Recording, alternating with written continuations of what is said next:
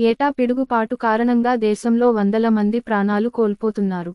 మూగ జీవాలు చనిపోతున్నాయి. పిడుగుల నుంచి తప్పించుకోవడం ఎలా? ఉరుములు మెరుపులు వస్తున్నప్పుడు ఇంట్లో ఉంటే బయటకు రాకపోవడమే మంచిదే. కారులో ఉంటే అందులోనే ఉండటం ఉత్తమం.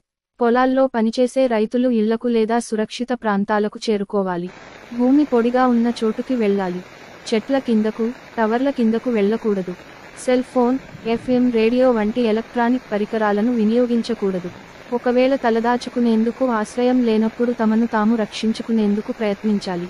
మోకాళ్లపై చేతులు, తలపెట్టి దగ్గరగా ముడుచుకుని కూర్చోవాలి. దాంతో ఆ పిడుగు పడినప్పుడు వెలువడే విద్యుత్ ప్రభావం మన మీద తక్కువగా పడే అవకాశం ఉంటుంది. భూమి మీద అరికాళ్లు పూర్తిగా పెట్టకుండా వేళ్ల మీద కూర్చోవాలి.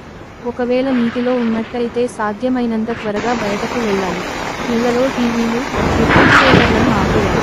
లేదంటే పిడుగు పడినప్పుడు విద్యుత్ తీగల ద్వారా హై వోల్టేజీ ప్రవహించడంతో అవి కాలిపోయే ప్రమాదం ఉంటుంది. ట్రాన్స్ఫార్మర్లు, విద్యుత్ స్తంభాలకు దూరంగా ఉండాలి.